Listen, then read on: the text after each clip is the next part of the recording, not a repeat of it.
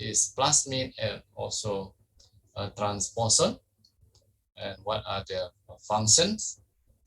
And we're going to relate the mechanism for genetic changes to microbial evolution.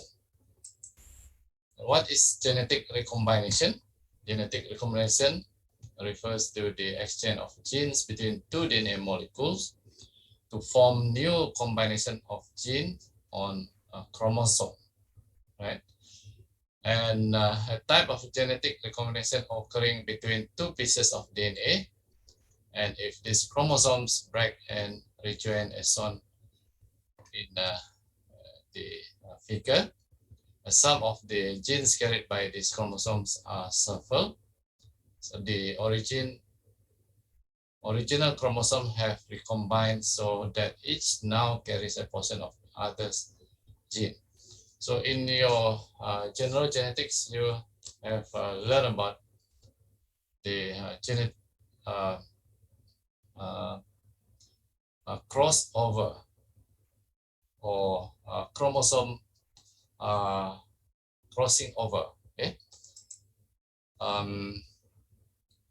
The genetic recombination contribute to a population genetic diversity, which is the source of variation in evolution. So the genetic of one microbes may combine with the other microbes, and this will contribute to the genetics diversity of the population. All right. So recombination is a beneficial than mutation because recombination is likely to destroy the function of a gene and may bring together combination of genes that enable the organism to carry out valuable new function. So the recombination in comparison with mutation. Okay, so recombination may bring benefits to the organisms and may bring some new function, new function to the organisms, which we are going to look into later on. What are the different ways of gene transfer? Okay, basically, gene transfer can be categorized into two different types. One is vertical gene transfer, and the other one is horizontal gene transfer. So vertical gene transfer is referring to genes that are passed from one organism to its offspring, from the father, mother to the daughter or son. Okay? For example, like plants and animals, they transmit their genes by vertical transmission. So the genes from the parents, from the mother or father, are transferred to the offspring, the daughter or the son, or the what we call the first generation. And this may be transferred to the second generation, and so on and so forth. Okay, this is how gene is transferred under the vertical gene transfer, right? So genetic recombination by crossing over between two related chromosomes. I think you have learned about this in your general genetics, where two chromosomes may cross over, right? And later on, the genetic will be recombined and producing a new chromosome with different phenotypes. Okay, and also in bacteria, okay, they may obtain genetic from the surrounding environment. In the aquatic environment, for example, the bacteria, some of the bacteria may be lice, so releasing genetic fragments or DNA fragment into the environment. So other bacteria will accept or will receive this DNA, and this DNA will combine into their chromosome, and they will, exhibit the new phenotype, a new genotype. Okay, and an experiment conducted by Griffiths demonstrate the genetic transformation. Look at this figure here. So this is a Streptococcus pneumonia, which have capsule or encapsulated. When we inject this capsulated bacteria to the mouse, it will die because the viral vector is coded in a gene presence in the capsule. Okay, so the capsulated bacteria injected into a mouse, it will die because the bacteria can survive in the pores because it has the capsule, which is the one of the virulent factor for the bacteria. So when you plant the bacteria on agar, so you can isolate the bacteria which is encapsulated or bacteria with capsule. The Streptococcus pneumonia. Okay, it's a bacteria that causes disease associated with the lung. Okay? So it can kill the mouse.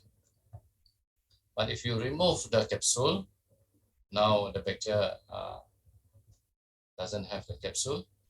So when you inject it to the mouse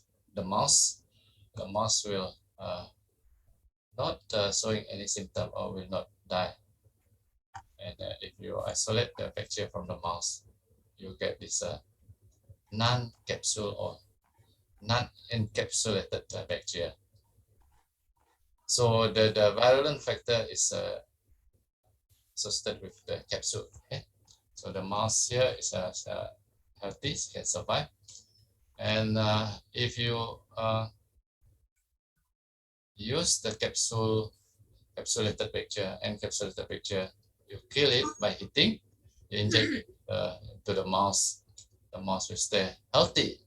Okay, but if you plant the sample from the mouse, you wouldn't be able to see any growth of bacteria because the bacteria has been killed by heat. Yeah. Okay.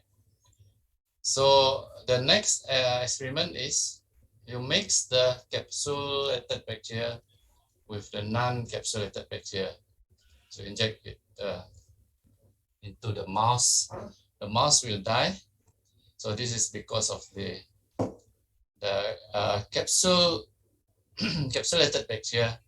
The dead capsulated bacteria has been, the dead capsulated bacteria transfer the gene, or the non-capsulated bacteria receive the gene from the dead capsulated bacteria, and that will enable the bacteria to cause infection in the mouse. The mouse died. When you plant the sample from the mouse, you can see this capsulated bacteria. So the non-capsulated live bacteria mixed with the dead capsulated bacteria. So the genes from the capsulated bacteria has been transferred to the non-encapsulated bacteria. So what happens is that the non-encapsulated bacteria can become capsulated because of the gene that code for the capsulated capsule.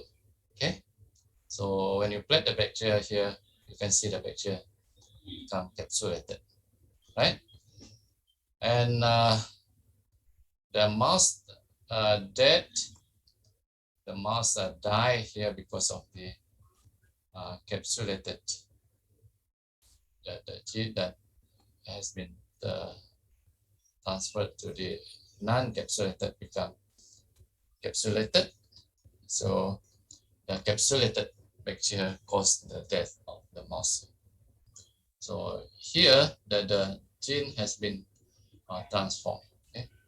The bacteria without the capsule has been transformed, and the bacteria is able to make its capsule and infect the mouse, and the mouse died. So bacteria can pass gene not only to the offspring, but also laterally to other microbes of the same generation. So meaning that the bacteria can transfer the gene horizontally. Okay? So in horizontal gene transfer, the bacteria can pass the gene without passing it through its generation, but can pass it laterally. Okay? So this involves a donor and also recipient. So there must be a donor that will donate the DNA or the genes. There must be a recipient that will receive the DNA or the gene. Okay, so in horizontal gene transfer, there must be a donor and there must be a recipient. So in all of the mechanism, the transfer involve donor that give a portion of its DNA to a recipient. So donor and recipient. So one transferred part of the donor DNA is usually incorporated into the recipient DNA. The remainder will be degraded by cellular enzyme. So if the donor is able to transfer the gene or DNA into the recipient, so some part of the DNA will be degraded, some part will be integrated into the recipient chromosome. Okay, so the recipient cells that incorporates donor DNA into its own DNA is called a recombinant. Okay, the recombinant. So the recipient will receive DNA or certain part of the DNA, and this become a recombinant. Okay, because the DNA is no longer the original DNA, but it has incorporated foreign DNA to the DNA. It becomes recombinant.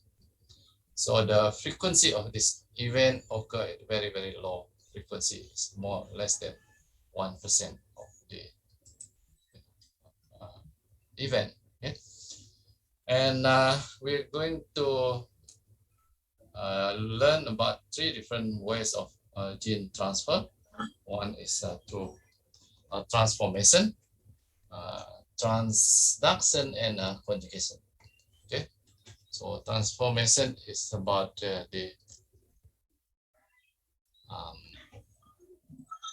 gene that is transferred from the environment to the bacteria. Transduction is about gene that is transferred by viruses or bacteriophages. And conjugation is about a gene transferred through mating. Okay, so there are 3 ways of gene transfer. Okay, we look at this transformation. It's a way of gene transfer from one bacteria to another as naked DNA in solution. So in the laboratory, you can demonstrate this gene transformation.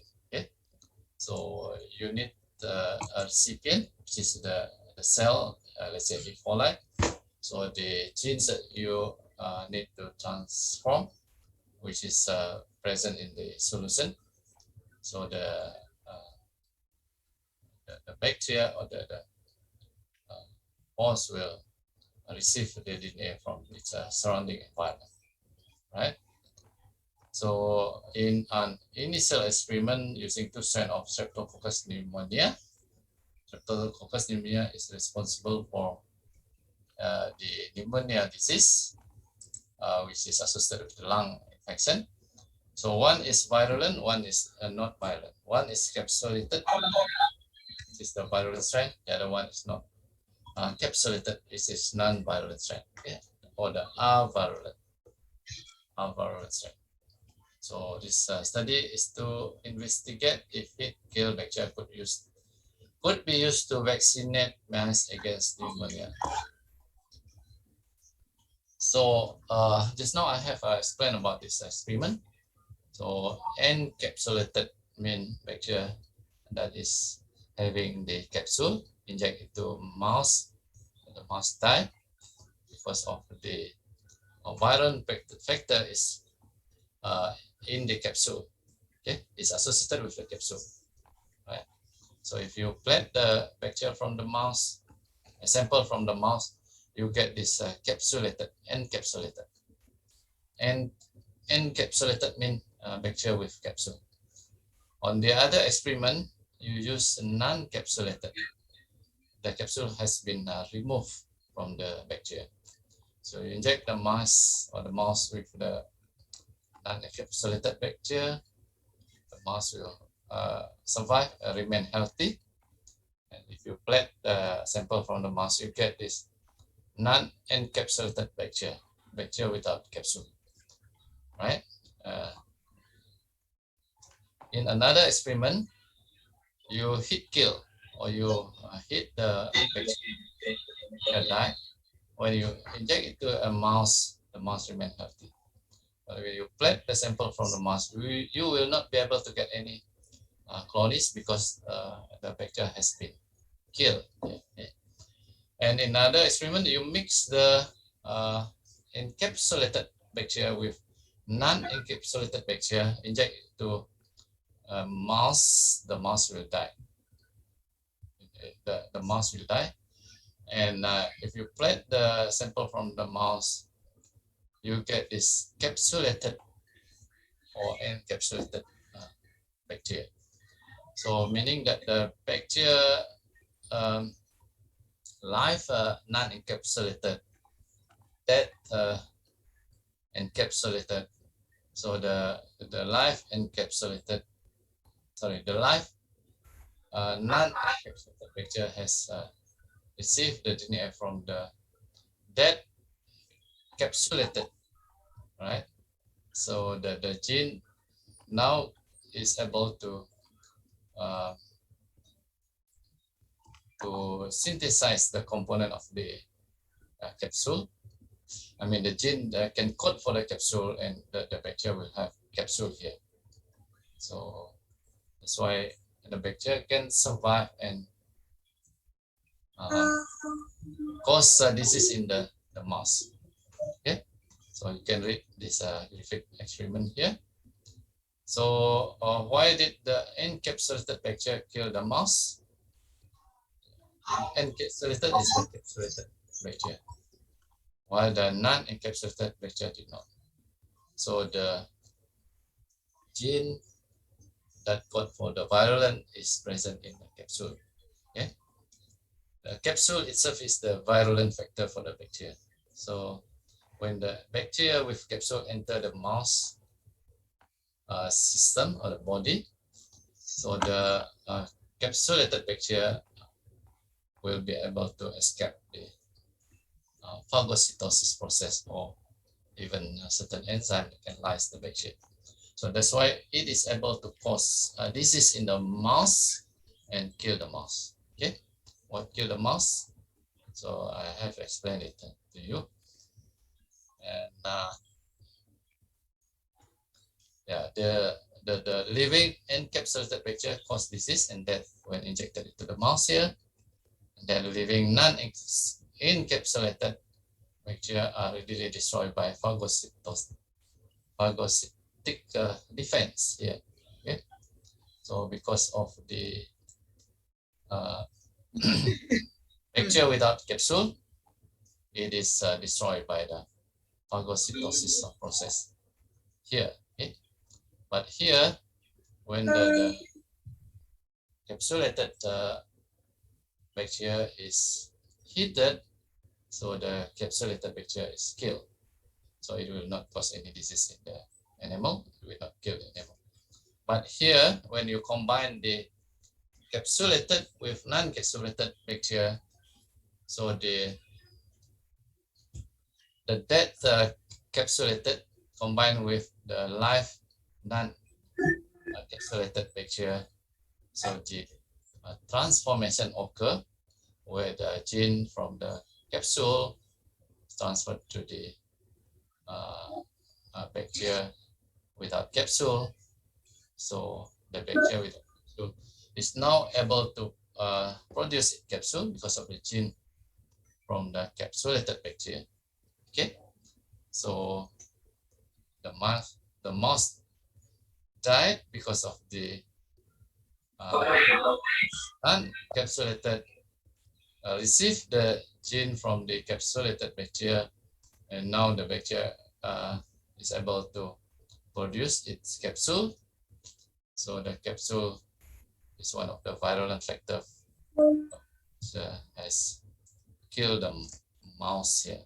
Okay, so what killed the mouse indeed? So actually the gene that has been transformed will enable the non-capsulated bacteria to produce a capsule, and then that capsule will protect the bacteria from phagocytic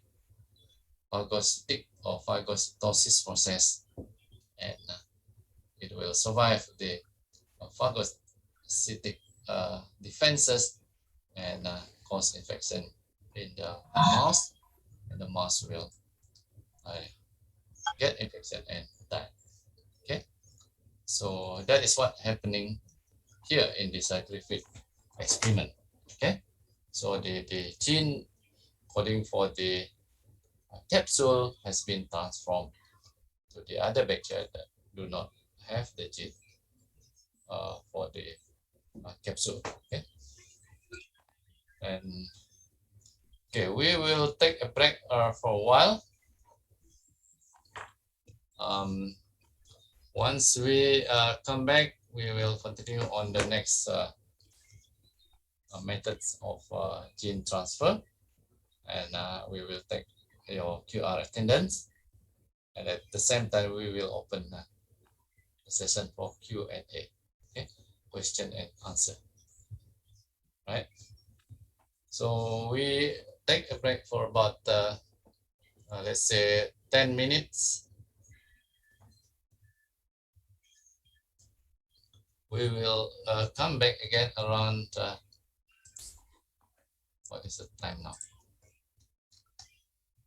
Around 11:30. Okay, we come back around 11:30 to continue on the next topics. Okay, thank you very much. Thank you, Doctor.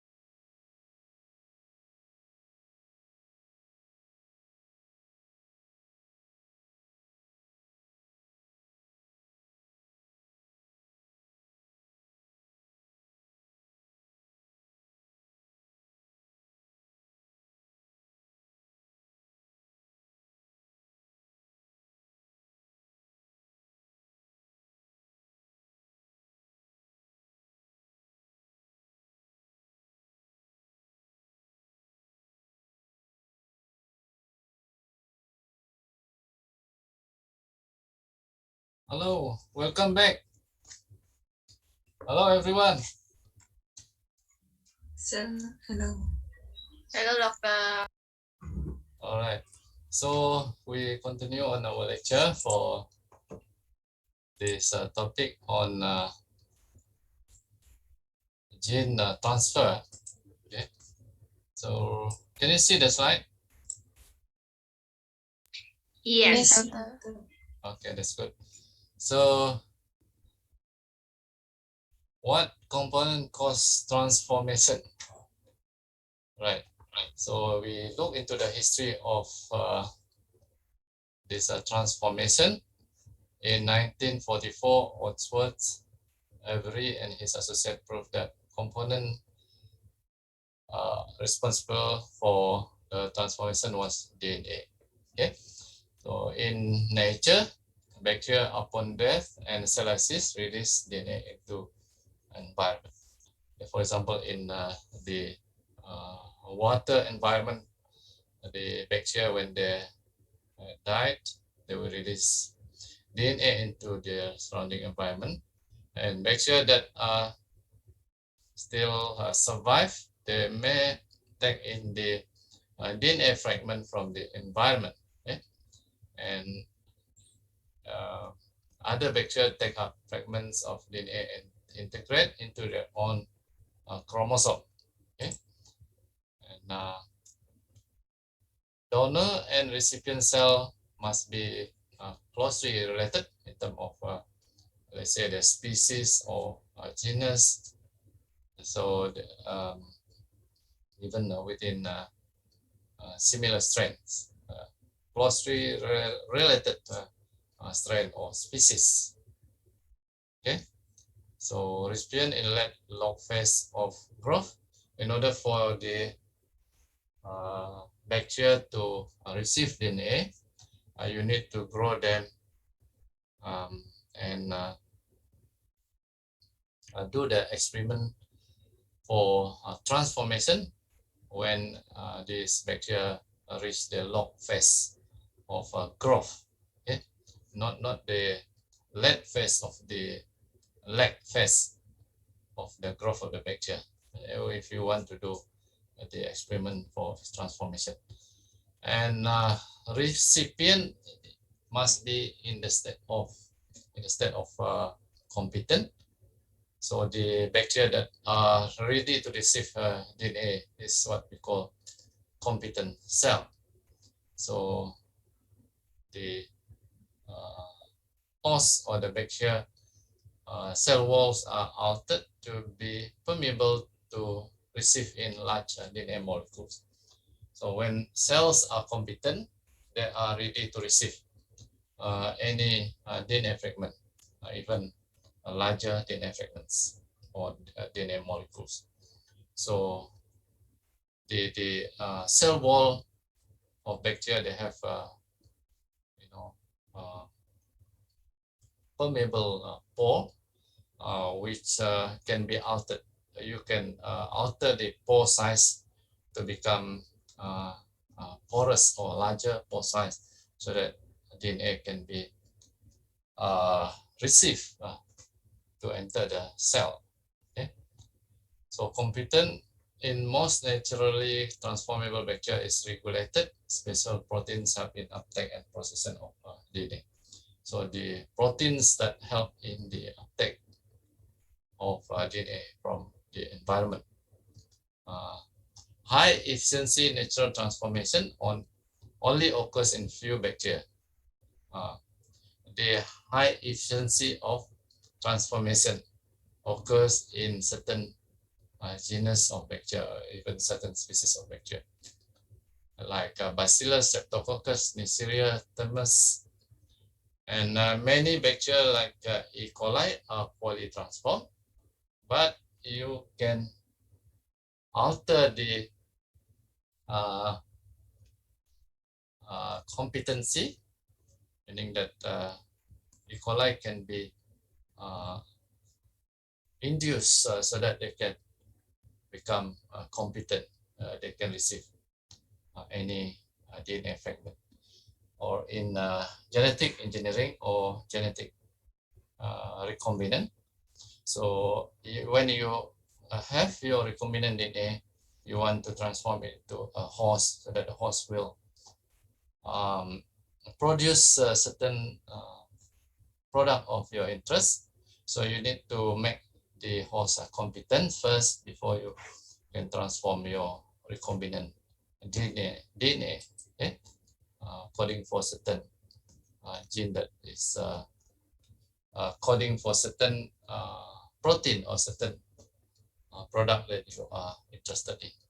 So you have your recombinant, you want to transform your recombinant into the host. Let's say the host is E. coli or any other bacteria or yeast or other microorganisms.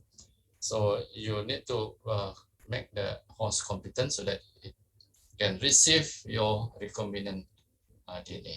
Okay. So I quickly go into another slide, continue on this lecture. So let's see where's the slide.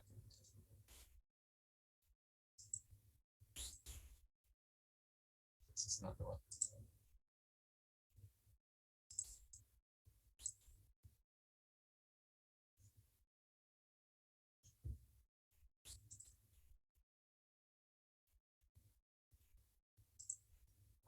Sorry.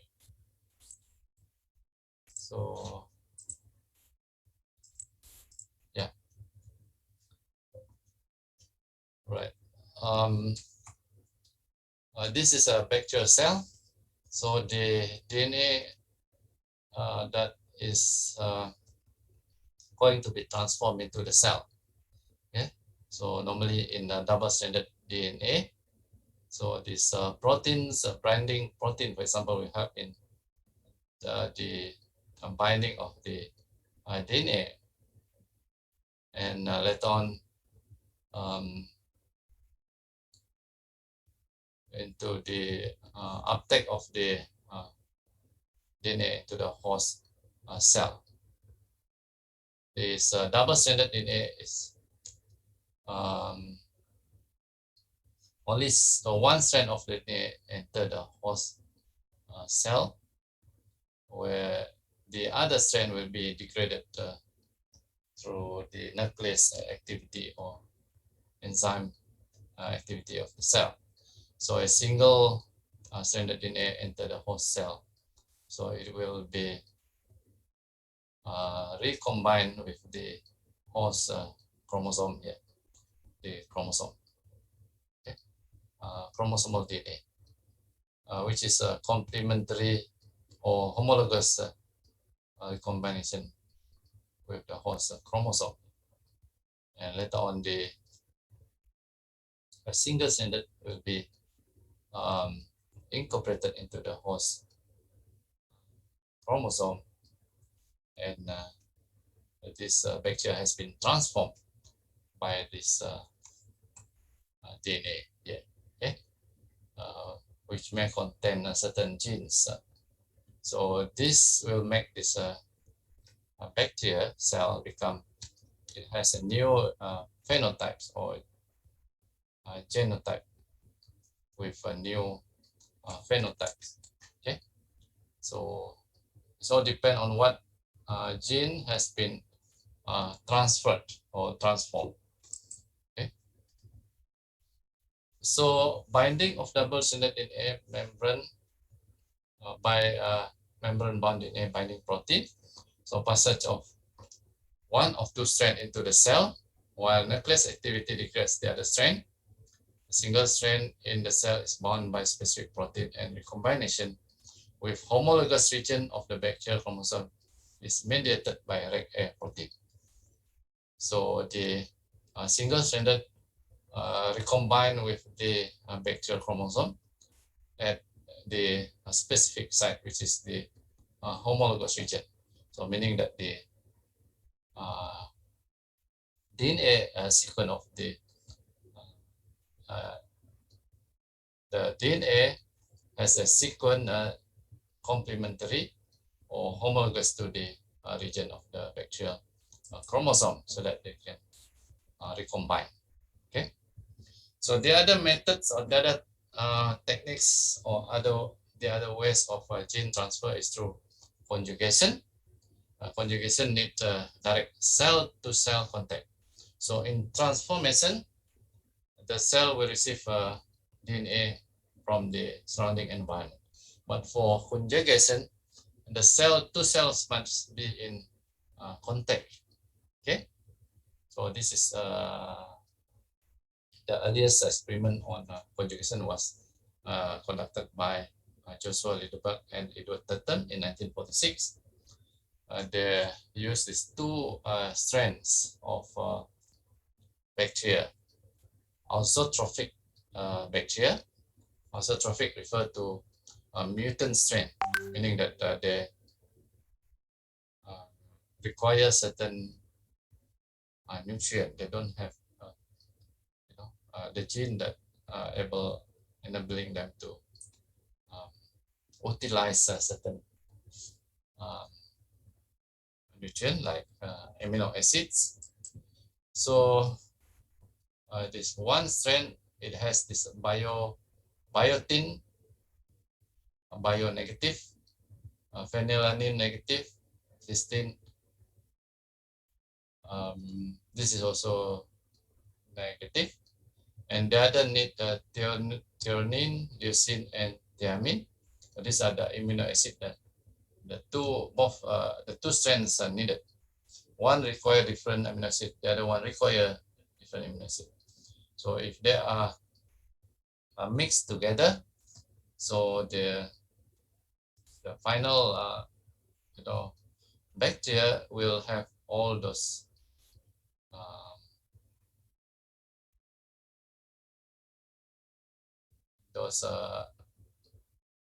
amino acids. Okay, so meaning that these bacteria lack of this gene that enable them to utilize this amino acid. Okay, while the positive one mean that they are able to utilize, and for the other strand they are able to utilize this type of amino acid, while the others,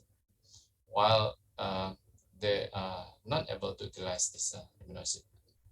But if they mix it together, then you'll get a strand that is able to utilize all the amino acids. So meaning that the gene for that particular enzyme has been possessed by the bacteria.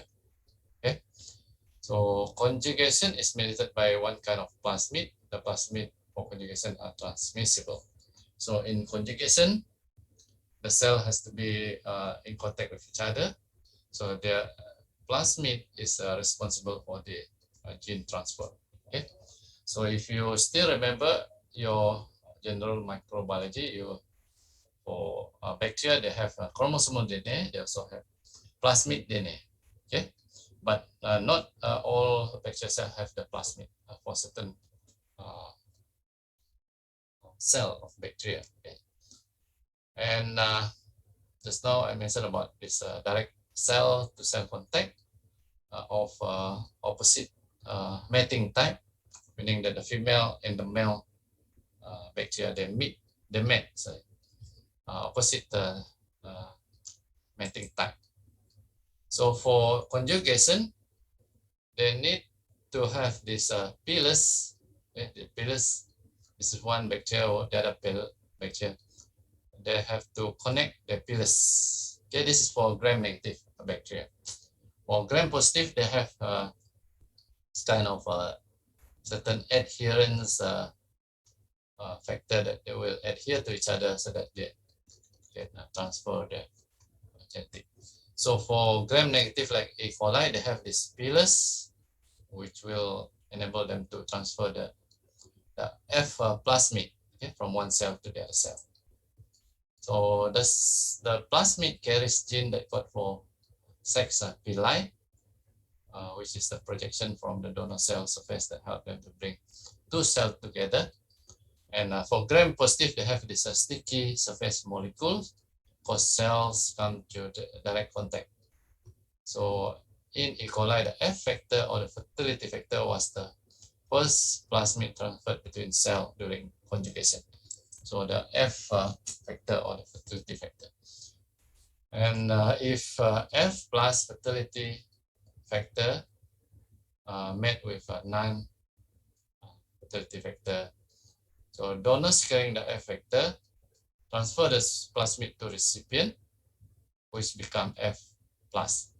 So the F plus met with the F minus, so the F minus become F plus. Okay, so the F minus without the fertility factor now having the fertility factor, the F. Okay, so in some cell carrying the F factor, the factor integrate into the chromosome, converting F plus cell to an SFR, high frequency recombination cell. So this is for certain events where the F factor integrate into the chromosome, okay, and convert the F plus cell to SFR. So the F plus converted to SFR cell. So this is an illustration. So the F plus conjugate with F minus cell. So what happened is that the F minus become F plus. So the plasmid coding for the fertility factor now is transferred to the bacterial cell that do not have the fertility factor plasmid. Okay, so the F minus cell become F plus cell because it has this plasmid coding for the F factor. Okay, so just now in certain cases where the F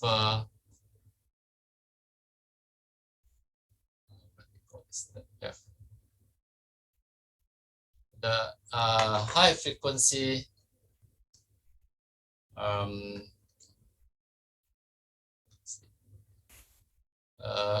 converting the F plus cell to an SFR, high frequency recombination, okay? Where the F factors integrate into the chromosome. So this is in certain cases where the F factor integrate into the chromosome. So this is F integrate into the chromosome of the bacteria. So just now the F factor transfer the plasmid, okay? So become F plus cell.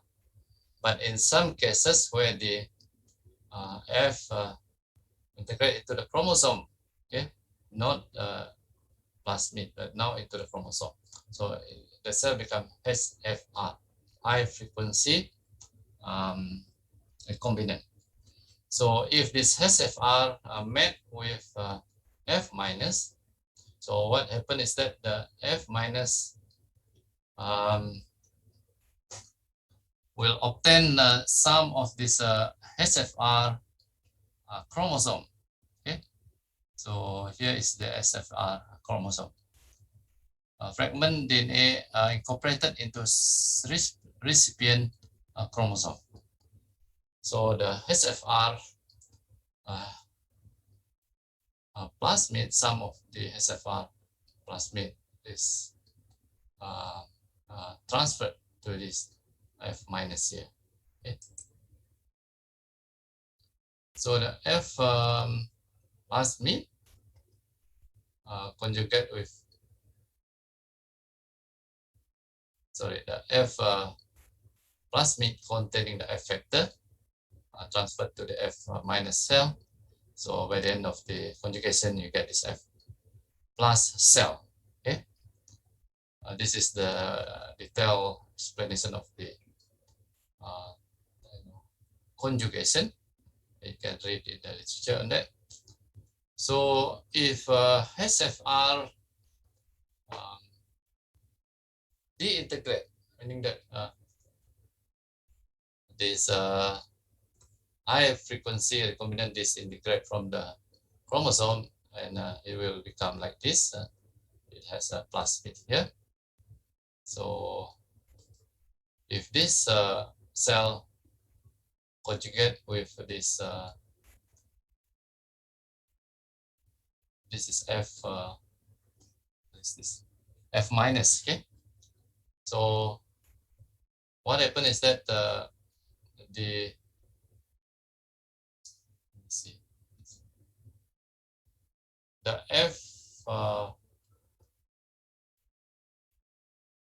prime, sorry, F prime. Okay. The F prime plasmid replicated and transferred. So this is the F prime plasmid. So here it transferred into this F minus, become F prime cell here. Okay. So the F prime met with F minus, so you get F prime because the plasmid has been transferred. Yeah. Right. So this is the explanation about the F prime. Plasmid make an error excision. So this is where the plasmid excised from the chromosome and become a plasmid. Okay. So we have another 10 minutes. And plasmid is transferred, but usually bacterial genes on chromosome are not. Okay. And the F prime plasmid are transferred with it, need not be incorporated into the recipient chromosome to be expressed. The recipient become F prime and is a partially diploid heterozygote since it has two sets of gene carried on the plasmid. So these specific bacterial genes can spread rapidly throughout bacterial population. Such a transfer of a bacterial gene is often called sex reduction. Okay. So these are some review questions that you can try at home. So what is conjugation and how was it discovered? So just now I mentioned about the history of conjugation and was discovered by a person that I have mentioned earlier. So you can look at the notes on this and distinguish between F plus. So the plus would be superscript SFR and F minus strain of E. coli with respect to their physical and role in conjugation. So describe some detail how F plus, F minus conjugate and SFR conjugation process proceed. Distinguish between the two terms of mechanism and the final result. So what are the final result of the mating or conjugation? So what if F prime conjugation and why is it so useful to microbial genetics? How does F prime plasmid differ from a regular F plasmid? What is sex reduction? So you can read on this in the notes just now. Okay. So these are some review questions that you should try at home. This is for your homework. Okay. And if you have any question related to this question, review question later on, we can discuss about it in the next coming lecture next week. So yeah, almost towards the end of the class for today, and I hope that you have gained some idea about this gene transfer.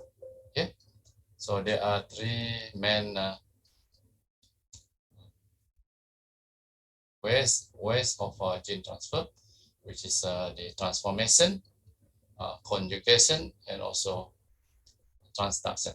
So we will talk about transduction later on. Transduction is about gene transfer, which is carried by gene is carried by a virus like bacteriophages.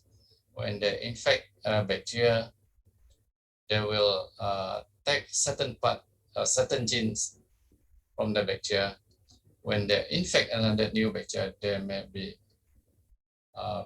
incorporate this gene into the chromosome of the new bacteria then. the bacteria will have new characteristic, new phenotype and genotype. Okay, so the gene is transferred by viruses like bacteriophage. That will be in a transduction process. Okay, so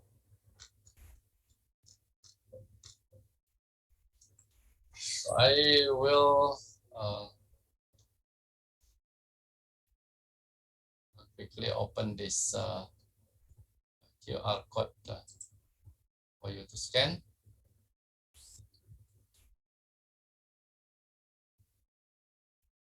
I remove this one first.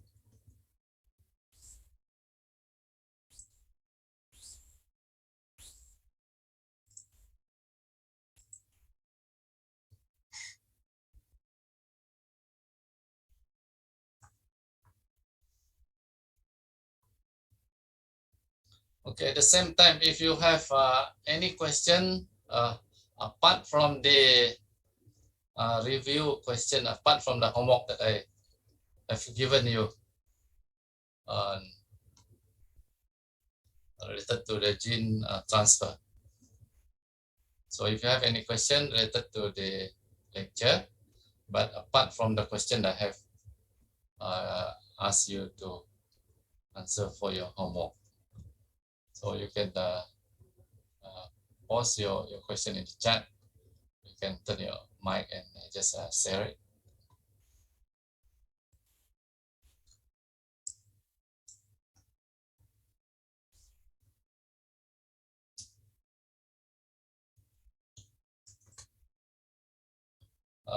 Do you have any question for the time being? So far, no, doctor. All right, that is very good. So I am sure that most of you haven't taken your lunch. So shall we stop here for the time being and we continue again next week? Is that okay for you? Yes. So Yes, doctor. there is a chat. Okay. So yeah, we stop for the stop here for the time being, and we will meet again next week. And if you have any question related to this lecture for today, you can ask if we meet again next week. Oh, there's a question here. How about the midterm? All right, we have fixed the time for the midterm, right? We have fixed the date for the midterm. Are you aware about the date for the midterm? No. I thought it's in the schedule, in the schedule. It's already in the ellipse since a very long time. If you want me to, yeah, it's 4th December, if I'm not wrong. I have to check it's on a Saturday, because you all, group 1, group 2, group 3 will be only free on at one time on a Saturday morning. Yeah. So it will cover LU1 and LU.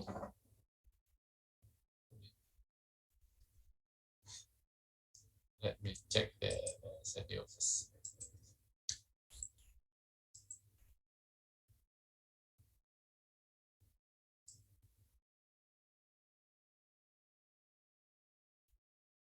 Okay, let me check the schedule for you.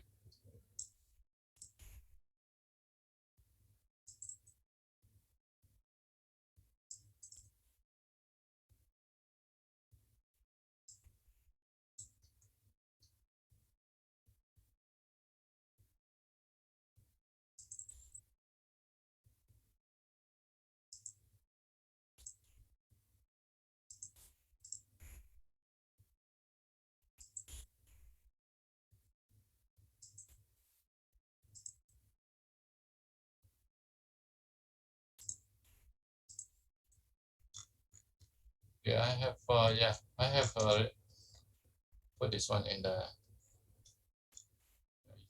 So topic covered LU1 and LU2. Okay. Yeah. But not including LU3. Doctor, may I know the questions will be in MCQ form or they will be subjective as well? I think it's a mixture of MCQ and also a short answer question. So LU2, I think we will cover until this part. If we are not able to cover this genetic engineering, yeah. We will look into this later on regarding the LU by next week. So yeah, just to remind everyone to get ready for this exam on the 4th of December. Okay, from 9:30 to 10:30. It's just about 1.5 hours.